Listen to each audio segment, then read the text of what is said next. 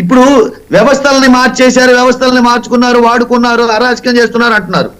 Specific గా వ్యవస్థలో ఏమి అరాచకం చేశామనేది పాయింట్ అవుట్ చేసి చెప్పండి.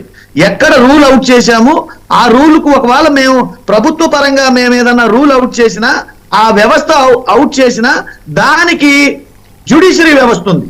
జ్యుడిషియరీ వ్యవస్థను కూడా తప్పుపట్టే పరిస్థితుల్లో ఈ రోజు ప్రతిపక్షాలు ఉన్నాయంటే వాళ్ళ ఆలోచన శక్తికి, విఘ్నతా శక్తికే వదిలేయాలి. వాసుదేవన్ గారు, మేము ఇప్పుడు న్యాయ వ్యవస్థలో తప్పు పట్టట్లేదండి. వీళ్ళు ఏదైతే రాజకీయ కక్షపూరితంగా పెట్టిన ఈ అక్రమ కేసులపై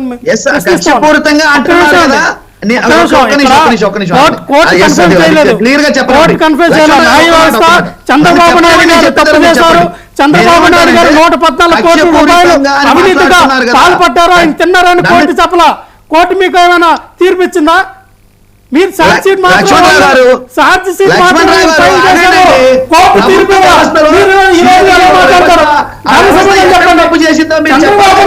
114 కోట్ల రూపాయలు అవినీతిచేశారని ఏమైనా కోర్టు తీర్పిచ్చిందా?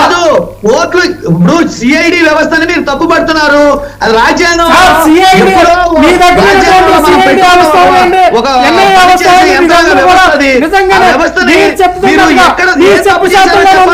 జగన్మోహన్ రెడ్డి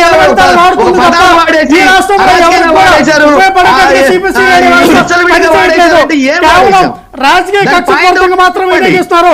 మీ వ్యక్తిగత కారణాలకి సిబిఐ వినియోగించుకుంటారు. ప్రతిపక్ష నాయకులు ఈ రాష్ట్రంలో ఉన్నటువంటి జగన్మోహన్ రెడ్డిని ప్రశ్నిస్తే జగన్మోహన్ రెడ్డి మీద ప్రభుత్వంపై ఎవరైనా కేసులు పెట్టడం మీరు చూస్తారు తప్ప ఎక్కడైనా సరే చెప్పండి. ఏం లేదు. ఎందుకు లేదు సార్? ఈ రోజు ఇదే అదేదో చెప్పండి. కోడికత్తి శ్రీని విషయంలో ఆయన 5 సంవత్సరాలు జైల్లో ఉండేటప్పుడు మీ ఎన్ఐఏ ఇదంతా సిఐడి ఎక్కడికి వెళ్ళింది? ఎందుకు మరి వాళ్ళకి ఎన్ఓసి ఎందుకు ఇవ్వాలా? జగన్మోహన్ రెడ్డి గారు ఎందుకు కోర్టుకు వెళ్ళి వాంగ్మూలం ఇవ్వాలా? ఇవన్నీ వ్యవస్థ దానికి తగిన ఆన్సర్ కోర్టుకు వాళ్ళు చెప్పారు. జగన్మోహన్ రెడ్డి గారు ఒక నిమిషం వ్యవస్థని మేనేజ్మెంట్ చేయడం, వ్యవస్థని వినియోగించుకోవడం జగన్మోహన్ రెడ్డి కోర్టులో ఉన్నదాన్ని కరెక్ట్ కాదు సార్. ఇది కరెక్ట్ కాదు. ఎవరన్నారండి? ఖచ్చితంగా ప్రశ్నిస్తాం. అందులో నిజంగా అక్రమాలు జరిగితే స్కిల్ డెవలప్మెంట్ కేసు ఏమని చెప్పండి. స్కిల్ డెవలప్మెంట్ కేసు సమాధానం చెప్పారు. ఎందుకు ఎన్ఓసి లేదో వాళ్ళు చెప్పారు. స్కిల్ డెవలప్మెంట్ కేసు ఏమని చెప్పండి. మీరు నిరూపించారా? ఎందుకు బయలు వచ్చింది? నువ్వు ఇక్కడ వచ్చి కూర్చొని కోర్టునే తప్పట్టే స్థాయికి ఏమన్నారు? ఈ రోజున జగన్మోహన్ రెడ్డి గారి ప్రభుత్వంలో ప్రతిపక్ష పార్టీలు అణచివేస్తుంది. పవన్ కళ్యాణ్ గారు నిన్న భీమవరం వెళ్దామంటే హెలికాప్టర్ పర్మిషన్ మీరు ఇవ్వాల. పవన్ కళ్యాణ్ గారు ఎక్కడైనా పర్యటన చేస్తానంటే మీరు పర్మిషన్ ఇవ్వరు. 30 యాక్టులు తీసుకొస్తారు. అవసరమైతే పూర్వం బ్రిటిష్ కాలంలో ఉన్నటువంటి ఆ జీవో నంబర్ 1 తీసుకొచ్చారు. అలాగే 144 సెక్షన్లు పెట్టి పరిపాలిస్తున్న దౌర్భాగ్యమైన సీఎం జగన్మోహన్ రెడ్డి. మీరు మాట్లాడతారేటండి? ఈ రాష్ట్రంలో జగన్మోహన్ రెడ్డికి వ్యతిరేకంగా ఏ చిన్న పోస్టు సోషల్ మీడియాలో పెట్టినా వాళ్ళని తీసుకెళ్లి జైల్లో పెడతారు, అక్రమ కేసులు పడేస్తారు. ఏ స్వేచ్ఛ లేదా? స్వతంత్ర హక్కు లేదా?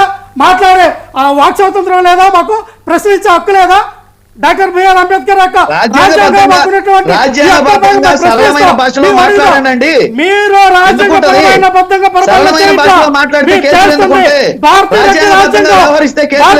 రాజ్యాంగం ఇక్కడ నడుస్తుంది. భారతిరెడ్డి గారి రాజ్యాంగం నడుస్తుంది. డాక్టర్ బిఆర్ గారు అంబేద్కర్ రాజ్యాంగం నడవట్లా. రైట్. వెంకటేశ్వర రెడ్డి గారు, వాళ్ళకి ఏంటంటే Janasena has its own doubts. ఇక్కడ రాజ్యాంగం అనేది ఆంధ్రప్రదేశ్లో అసలు నడవట్లేదు. ఉన్నది అంబేద్కర్ గారు రాసిన రాజ్యాంగం, వారి ఆధ్వర్యంలో రచించబడిన రాజ్యాంగం కాదు. ఎక్స్క్లూజివ్గా ఏంటంటే జగన్మోహన్ రెడ్డి గారి రాజ్యాంగం ఒకటి ఏదో ప్రత్యేకంగా తెచ్చుకున్నారు, దాన్నే అమలు చేస్తున్నారనేది వాళ్ళ అభియోగం. మీరేమంటారు? నేనేమంటానంటే ఇప్పుడు ఓవరాల్ గా ఇప్పుడు ప్రజలు చాలా క్లియర్ గా ఉన్నారు. ఓవరాల్ గా ఓవరాల్ కంప్లైంట్ ఒకటి చేసేసి ఆ రాజ్యాంగం అని ఒక పేర్లు పెట్టేసి మాట్లాడటం కాదు.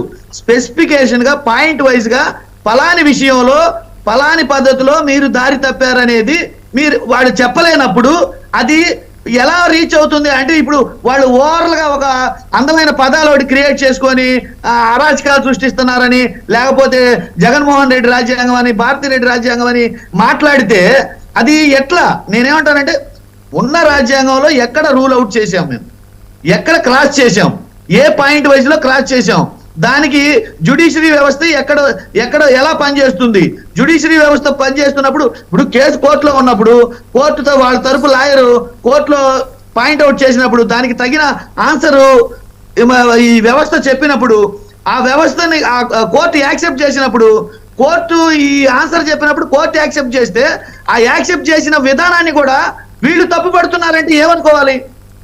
Court accept